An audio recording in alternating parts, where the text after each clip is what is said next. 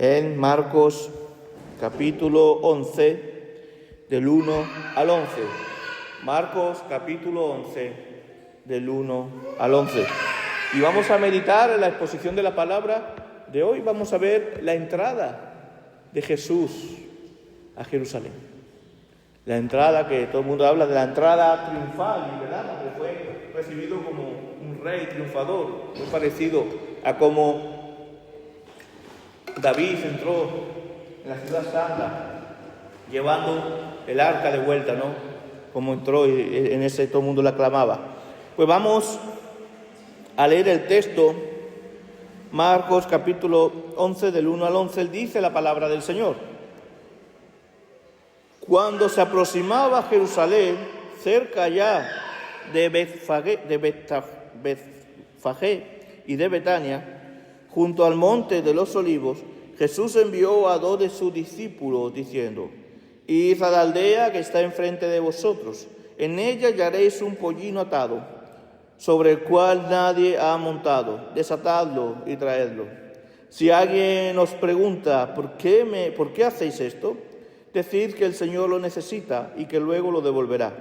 Los discípulos fueron y hallaron el pollino en la calle atado a una puerta y lo desataron. Algunos de los que estaban allí le preguntaron: ¿qué hacéis desatando el pollino? Ellos respondieron como Jesús había dicho y le dejaron ir. Los discípulos los trajeron el pollino y echaron encima sus mantos, y Jesús se montó en él. Muchos alfombraban con sus mantos el camino, y otros lo hacían con ramas que habían cortado en el campo. Y los que iban delante y los que venían detrás le clamaban diciendo: Hosana, bendito el que viene en nombre del Señor, bendito el reino que viene, el reino de nuestro padre David, Hosana en las alturas. Entró Jesús en Jerusalén y fue al templo. Tras mirar todo a su alrededor, siendo ya tarde, se marchó a Betania con los 12. Oremos. Señor Rey eterno, te damos gracias por tu misericordia, por tu amor.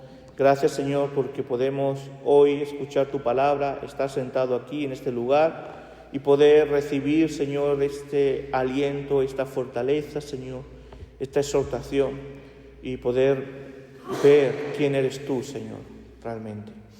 Gracias, Señor, por esta oportunidad, y ayúdanos, Señor. Usa las palabras que van a salir de mi boca, que sean puestas por ti, Señor, y prepara los corazones de aquellos que van a escuchar tu palabra. Te lo pedimos en el nombre de Jesús. Amén. Pues como he dicho, comenzamos lo que es conocido tradicionalmente con la Semana Santa, pero partiendo de la base que esta semana tiene poco de santo en lo tradicional. Solamente aquello que está dedicado a Dios como Él ordena en la Biblia, para la gloria de Dios.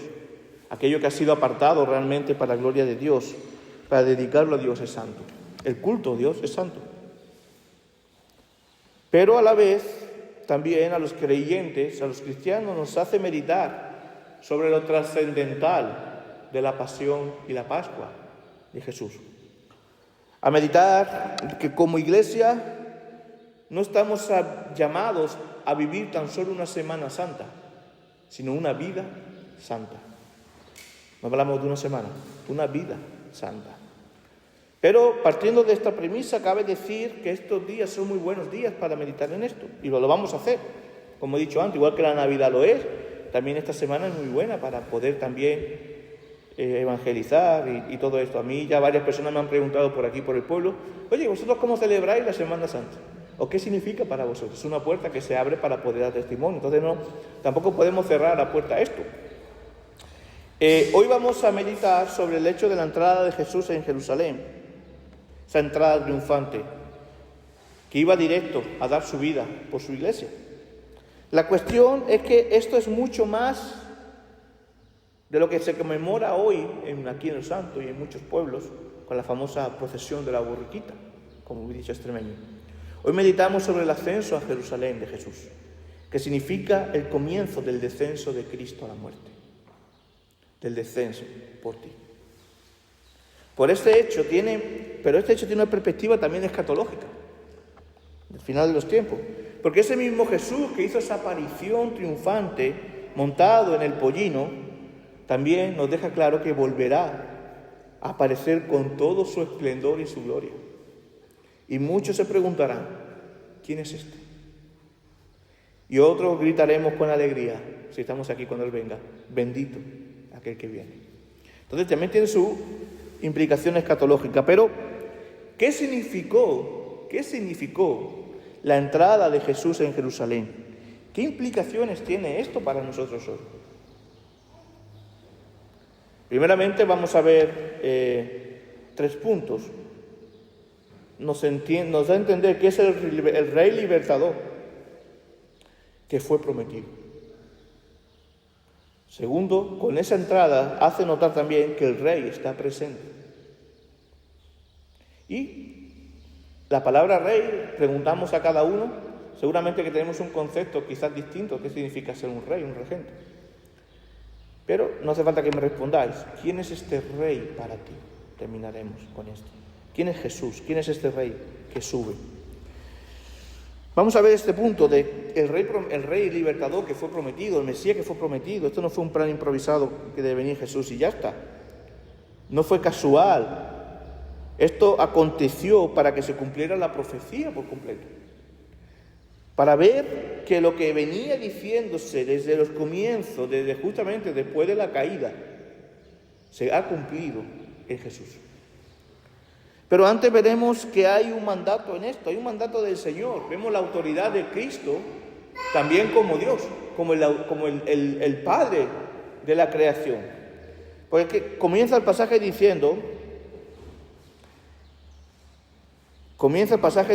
que Él, aunque Él dio Marcos 11, después de Mateo 21, pero Él se aproximaba a Jerusalén y mandó qué hacer. Mandó buscar un pollino. Y dice, si alguien nos pregunta, ¿quién es? Decirle que el Señor lo necesita.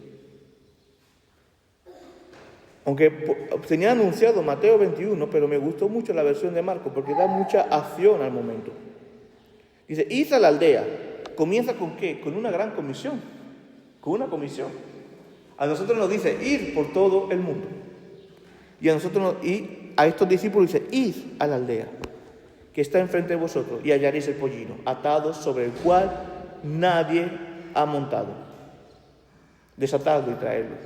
Si alguien nos pregunta por qué hacéis esto, decir que el Señor lo necesita y que luego lo devolverá. Aquí nos hace ver una muestra también de quién es Jesús. Jesús no solamente es el Mesías, que sí, Salvador. Jesús no solamente es aquel Rey de la Iglesia, sino que Jesús es el Dios creador también, la segunda persona de la Trinidad. Y Él, todo lo que hay, todo lo que somos, le pertenece a Él. Y más a nosotros, ahora que somos como cristianos, que le hemos reconocido como Señor y Salvador. La gente del mundo pues está perdida, no ha reconocido a Cristo. Entonces yo le digo, todo lo que hay en la tierra le pertenece al Señor y se ríe de mí. Pero yo estoy hablando a cristianos. Todo lo que tú eres, todo lo que tú tienes, le pertenece al Señor. ¿Por qué en esta iglesia no damos diezmos? Porque al Señor no solo le pertenece el 10% de lo que tú tienes, lo demás todo tuyo. Le pertenece, todo lo que tú tienes le pertenece al Señor. No quiero decir que tú que vayas a vaciar tu cuenta aquí, no estamos hablando de dinero. Estamos hablando de mucho más de dinero. Estamos hablando de todo lo que yo soy. Mi casa, mi hogar, mi hijo, le pertenece al Señor. Yo soy simplemente mayordomo de estos bienes. Y aquí lo vemos en esta declaración. Si otro hubiera mandado coger esto, quizás le hubieran dicho que no. Pero el Señor es el dueño también de ese pollino como creador. Y Él puede demandar lo que Él ha creado y nos ha dado para cuidar cuando Él quiere y le paga, porque nosotros somos simplemente mayordomos. Y hay un mandato del Señor, dice, id y recibir esto. Y es curioso cuando Él habla aquí de el Señor lo necesita. Estamos hablando de la palabra Kyrios. Kyrios, Señor, Kyrios, significa supremacía, supremo en autoridad. Al Señor no le gusta compartir su señorío con otros señores. Y esto lo ha dejado visto en el Evangelio. No tendréis dos señores, porque aborrecerás a uno. Amarás al Señor tu Dios sobre todas las cosas, con todo tu corazón, con toda tu alma y con todas tus fuerzas. El Señor ha pagado un precio muy alto, que veremos estos días, vamos a meditar esta semana sobre esto. El Señor ha pagado un precio muy alto por ti. A veces dicen por ahí que lo gratis la gente no lo valora como si lo hubiera pagado Él. Tú das algo gratis y no lo valoras, eso no me ha costado nada. Pero esto es diferente. Porque el Señor, que no merecía ocupar ese espacio en la cruz, que ese espacio en la cruz, nosotros tenemos que estar ahí colgados. Él lo dio todo, su sangre. Por eso aquí Él dice, el Señor lo necesita. Él nos dice que Jesús lo necesita. Él nos dice que un hombre lo necesita. Incluso la Biblia viene con mayúsculas incluso, que el Señor lo necesita. Y aquí ya nos podemos hacer la primera pregunta. Ese rey que está subiendo en su trono, en su pollino, ¿qué lugar de señorío ocupa en tu corazón? ¿Lo compartes con otro? ¿Hay alguien por encima de esto? Te invito a que puedas derribar esos falsos dioses, esos falsos señores, y que Él sea tu Señor. Porque esto expresa el señorío de Cristo en la creación. El dueño preguntaba, pero Él dice, es para que yo lo use. Por lo tanto, el Señor tiene potestad sobre todo lo que tenemos. Como dice Job 1, 21, 22. Y dijo, desnudo salí del vientre de mi madre, y desnudo volveré allá. El Señor dio, y el Señor quitó. Bendito sea el nombre del Señor. En todo esto no pecó Job, ni atribuyó a Dios despropósito alguno. ¿Qué hace Job? Job perdió todo. ¿Y qué hace Job? Reconocer que todo lo que él tiene es del Señor. Si el Señor dio, el Señor puede quitar. Es una cosa que tenemos que tener presente en nuestro corazón. El Señor a mí me ha dado a Esteban, y yo estoy súper contento con Esteban, agradecido. Pero yo sé que en cualquier momento el Señor me lo puede quitar. Y esto debemos tenerlo siempre presente. Es duro lo que estoy diciendo, pero Él es del Señor. Son dones que el Señor da. Por eso, no podemos hacer, yo no puedo hacer, por ejemplo, de Esteban mi Señor, mi ídolo, ni de mi casa, ni de mi trabajo, porque eso todo lo que el Señor me lo ha dado me lo puede quitar, como pasó con Job. Y si yo tengo puesto a Esteban como mi ídolo, mi Señor, que algunas veces pasa esto, en algunas casas, o tengo puesto mi casa, o mi esposa, o mi trabajo, o mi comodidad sobre el Señor, cuando eso se derrumbe, ¿qué va a pasar? Que yo me voy a derrumbar también. Pero cuando tenemos al Señor, realmente, como que es el primer lugar, hombre, que Dios nos libre, y va a doler si eso pasa, pero el Señor me acogerá, me abrazará, como hizo con Job, nos abrazará. Por lo tanto, vemos que, ¿qué hacéis desatando el pollino?, pregunta. Ellos respondieron como Jesús le había dicho y dejaron ir. Pero aquí también vemos que en este hecho de Jesús a Jerusalén, no solamente se muestra como Señor y Supremo en todas las cosas, sino que también es el cumplimiento de la promesa, el cumplimiento de la profecía. Aunque Cristo ya había sido manifestado al mundo, la Epifanía, este hecho hará que se manifestara también a otros. Y como veremos en la ciudad de donde estaba el poder religioso y civil, Jesús se está manifestando donde estaba el poder religioso y civil. Daros cuenta que casi todo su ministerio concurre en Galilea. Y Él va a Jerusalén y se está manifestando allí a toda la sociedad como el rey que había de venir para liberar a su pueblo. Desde Génesis 3:15 tenemos esta promesa. Porque pondré enemistad entre ti y la mujer, entre su simiente y tu simiente suya. Esta herirá la cabeza y tú le herirás el calcañar, hablando de la serpiente. En Isaías 53, del 4 al 5, vemos: ciertamente llevó nuestras enfermedades y sufrió nuestros dolores, pero nosotros le tuvimos por azotado, como herido, afligido de Dios. Mas él fue herido por nuestras rebeliones, molido por nuestros pecados. Por darnos la paz, cayó sobre él el castigo, y por sus llagas fuimos nosotros curados. Estaba cumpliéndose todas las profecías. Y la más explícita, sin duda, la de Zacarías 9:9, cuando dice: alégrate mucho, hija de Sión, dad voces de júbilo, hija de Jerusalén. Mirad que tu rey vendrá a ti, justo y salvador, pero humilde, cabalgando sobre un asno, sobre un pollino, hijo de asno. Esta entrada del Señor es una entrada de gozo y alegría en Jerusalén, una entrada de júbilo para estar presente, por estar presente el libertador. La hija de Sión, Jerusalén, esto es Israel, siendo actualmente el verdadero Israel, la iglesia, recibe a Cristo triunfante como el Salvador que viene a rescatarnos del mal. Justo, ¿qué quiere decir justo? Quiere decir que es santo, quiere decir sin pecado, quiere decir sin mancha. Por lo tanto, es dotado de salvación. El único, hemos cantado hace poco, ¿no? Solo Dios puede salvar. El único que puede salvarte es Cristo.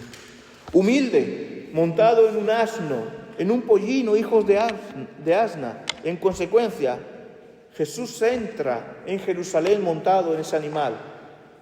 Un animal asociado no con los rigores de la guerra, sino con las actividades de paz, porque Él es el príncipe de paz. ¿Quién montaba en un pollino? Cuando un rey, en el tiempo de Jesús, cuando un rey entraba en una ciudad con un caballo, era señal de guerra, era señal de que el rey iba a conquistar a la fuerza esa ciudad. Cuando un rey entraba en una ciudad montada en un asno, era señal de paz, que venía a traer la paz, a no hacer daño, a traer paz. Pero también es curioso que aquí Cristo no solamente se muestra como rey, sino también se nos muestra como el sumo sacerdote. Porque ¿sabéis quiénes se trasladaban en pollino? No eran los reyes solamente, cuando iban en paz, sino era el transporte típico de los sacerdotes, del sumo sacerdote y de los miembros del Sanedrín.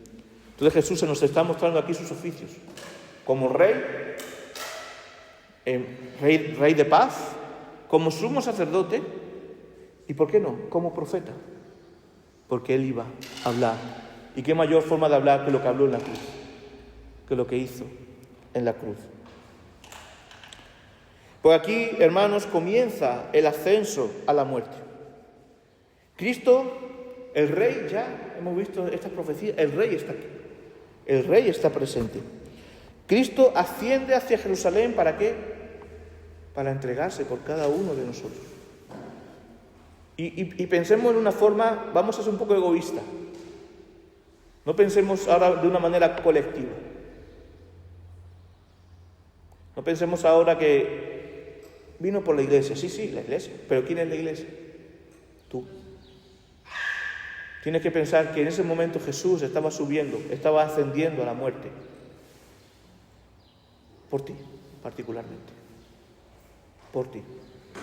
En su corazón estabas tú. Cuando Él, con paso firme, pero como príncipe de paz, está yendo justamente cara a cara con la muerte. Él va a morir por ti para liberar a su pueblo, ascenderá al madero. Él dijo ya en Juan capítulo 10, versículo 18, nadie me la quita, hablando de la vida, sino que libremente la doy. Tengo poder para ponerla, para darla, y tengo poder para volver a tomar. Esto es el mandamiento que recibí de mi Padre. Yo me imagino cuando estaban escuchando esto no se estaban enterando qué estaba diciendo, pero hoy a todo lo pasado sí podemos saber. Nadie asesinó a Cristo, tampoco Cristo se suicidó. Cristo entregó su vida como un sacrificio por nosotros. Cristo fue a morir, pero Él tenía poder para darla y para tomarla. Entonces, la multitud que hacía, los que iban delante, los que iban detrás, ponían mantos sobre el paso de Jesús, levantaban las ramas y cantaban Hosana, hijo de David. Pero, ¿por qué ponían mantos y cortaban ramas? Esto era un símbolo del pueblo judío, un símbolo de liberación y victoria. Costumbre judía que viene justamente a partir de la fiesta de los tabernáculos. Y el pueblo clamaba, ¿qué hacía el pueblo? Con alegría, con victoria. El pueblo clamaba, Hosana, hijo de David. Muchos de los que aclamaban, es curioso, que aquí, a mí el Señor, no sé a vosotros, pero yo cuando yo leía esto, el Señor me denunciaba a mí bastante. Porque siempre vemos, muchos de los que aclamaban a Jesús lo hacían llevado por la euforia, de una manera emocional, pero sin discernir quién era realmente Jesús. Muchos de los que por emoción estaban clamando a Dios, como el rey que venía a liberarlo, unos días después estaban diciendo crucifícalo. Y esto lo hacemos muchas veces nosotros. Por emoción actuamos de una manera en el culto o cuando estamos entre hermanos, pero en el día a día, en la verdad, donde somos probados, vendemos a Dios. O le ponemos por encima otros ídolos. El pecado, y esto va a ser fuerte lo que voy a decir, pero el pecado, el vender a Jesús como haría Judas, lo hacemos nosotros de una manera u otra muchas veces. El pecado no es solamente desagradar a Dios, es despreciar la sangre de Jesús. Y yo también me estoy diciendo a mí. Cada vez que pecamos es como pisotear esa sangre que fue derramada, despreciar. Cada vez que ponemos otras prioridades por encima de Él, cada vez que lo despreciamos, cada vez que no amamos a Dios sobre todas las cosas, es un desprecio a lo que es la obra de Jesús. Sí, hermanos, somos así, infelizmente. Y el Señor va moldeándonos. El Señor va trabajando en nuestra vida, pero esto se hace desde la comunión con Dios, desde el trato con Dios. Si no tenemos trato con Dios en nuestro día a día, en nuestra vida, con los hermanos, en la congregación, Dios no podrá tratar esto con nosotros. Dios es Salvador, soberano en la salvación, pero nosotros somos colaboradores de Dios en la santificación. Muchas veces los reformados, los presbiterianos, caemos en esto. Dios salva, pues todo Dios. Dios también demanda que nosotros busquemos, humillándonos, nuestra santificación. Por eso no seamos como este pueblo. A mí me denunció. No seamos como este pueblo que se dejaba llevar por las emociones. Y cuando un día me gustó el culto, me gustó la predicación, yo estoy, pero a los 2 días no estoy. A los 2 días no quiero saber. A los 2 días cualquier cosa me parece mejor que orar. Y hoy nuestras iglesias evangélicas están llenas de emocionalismo. De personas que actúan como actúan ellos. Y nosotros también. Porque se dejaban llevar por la emoción. Otros tenían una falsa visión de quién es Jesús. Otros tienen una falsa visión de quién es Jesús. Jesús no es el genio de la varita mágica. Jesús no es algo supersticioso. O un santo, o como un santo para... Bueno, es santo, ¿no? Pero, o como un santo de estos para rezarles solamente cuando necesitamos. O prenderle velitas. Aquí igual, muchos de los que estaban clamando a Jesús también se decepcionaron. Porque muchos pensaban que era un libertador militar. Su estado de ceguera no podía ver quién era realmente este rey de paz. Otros discernían y veían en el cumplimiento de Jesús la profecía de liberación del pueblo de Dios, de los romanos. Pero sí, venía a liberar, pero una liberación más profunda, teológica, de la esclavitud y de la muerte. Y nosotros sí, podemos discernir realmente quién es rey, quién es este rey. Podemos discernir, porque ¿sabes lo que pasa? Cuando nosotros no tenemos trato con Dios, cuando no tenemos comunión con Dios, nuestra tendencia como ser humano es a crear un propio Dios a nuestra... No nosotros ser creados a imagen y semejanza de Dios, sino nosotros crear a Dios a nuestra imagen de cabeza y lo que queremos.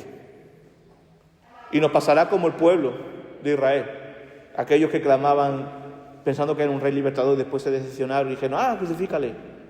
Cuando nosotros creamos una falsa imagen de Dios, y después esa falsa imagen de Dios, no es que Dios nos defraude, sino que nosotros, nuestra imagen, nos defrauda. Echamos la culpa a Dios de todo. Y esto sí, es ser humano. ¿Qué significaba, hermanos? Hosana al Hijo de David. Hosana, ¿qué significa? Salva ahora. Pero aquí hay una denuncia muy importante. Muchos de los que estaban ahí estaban diciendo, no, todos estaban diciendo Hosana. Pero ¿qué significa salva ahora para ti? ¿Qué significa Salvador para ti? ¿Qué concepto de salvación tiene en tu corazón? Salvación, muchos cantan a Dios y dicen, sí, Jesús es mi Señor y mi Salvador. Yo he escuchado decir. Pero ven un Salvador material, un Salvador de sus finanzas, un Salvador de las supersticiones, un Salvador de que no me pase nada en la enfermedad. Cuando esto pasa, el tener una enfermedad, o que no tenga nunca una enfermedad, un Salvador sanador. Pero a veces vas a pasar por enfermedad, vas a pasar por problemas económicos. Y Jesús va a seguir, si tú tienes un concepto real de Cristo, Jesús va a seguir siendo tu Salvador ahí. Es tu Salvador. Cuando decimos Hosana, no seamos como aquellos que decían, no, ese sálvanos, pero sálvanos de los romanos. Cuando decimos Hosana, que no digamos, Señor, sálvanos de la enfermedad. Yo te digo una cosa, yo prefiero entrar con una enfermedad en el cielo, a pensar que Dios solamente me salvó de la enfermedad.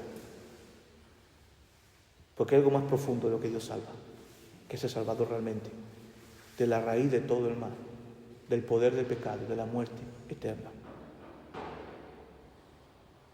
Esta declaración, Hosana, hijo de David, viene el corazón del pacto de Dios con David. Es la restauración del reino de Dios prometido por Dios. Pero este reino va mucho más allá de este tiempo. Es un reino eterno. Bendito el que viene en nombre del Señor. ¿Qué significa esto? Bendito el que viene en nombre del Señor. Bendito el reino que viene, el reino de nuestro Padre David. Hosana en las alturas. Esta declaración es una declaración mesiánica, reconociendo quién es Jesús. Por fin muchos podían ver ese movimiento libertador, aunque muchos no supieron interpretar bien. Pero aquel que vino a salvar está presente. No es una fábula, no es una mitología, es un hecho real. Cristo en carne y hueso estaba ahí para salvar. Pero vamos a las aplicaciones ya. ¿Quién es este Jesús para ti? ¿Quién es este Rey para ti? Fíjate que Mateo dice, en Mateo 21, 10, 11, hablando de este pasaje, dice, cuando Jesús entró en Jerusalén hubo una gran agitación en la ciudad. Unos preguntaron, ¿quién es este? Y otros respondieron, este es Jesús el profeta. El profeta solamente. El de Nazaret de Galilea. Veamos que había mucha confusión. Y en este mundo querrá confundirte de quién es Jesús realmente. Para muchos Jesús era solamente un profeta y nada más. La multitud puede aclamar a Dios como lo hemos visto hoy y como lo vemos hoy. Mira, hoy no es a Dios porque es una imagen, pero en su corazón ellos están clamando a un Dios, a su imagen, cuando pase la procesión.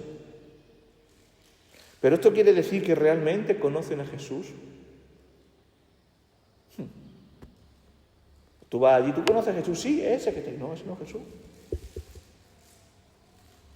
Pero yo pregunto a evangélicos, no a católicos romanos. Tú cuando vienes al culto, adoras o dices Señor mi Salvador, ¿quieres decir que realmente conoces a Jesús? ¿Al Jesús Salvador? ¿Quién es Jesús para ti? Algunos solo conocen a Jesús de una forma equivocada. Para los fariseos, ¿quién era Jesús? Jesús era un maestro más, un rabí más. En el pasaje de Lucas lo vemos. Maestro, reprende a tus discípulos, les decía. Pero ¿quién no era Jesús? ¿Qué dice la Biblia que no era Jesús?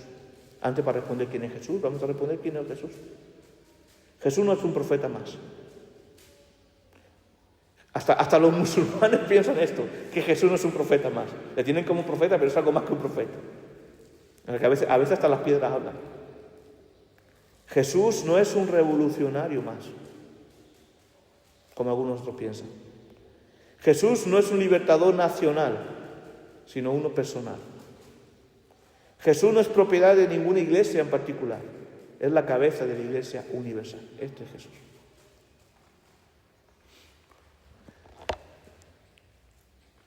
¿Por qué su soberanía va más allá de la creación, hermanos? Por lo tanto, ¿qué podemos decir? ¿Quién es este Jesús que viene? Jesús tampoco es corredentor con alguien más, como nuestros amigos católicos piensan, que Jesús y María son corredentores. Curioso.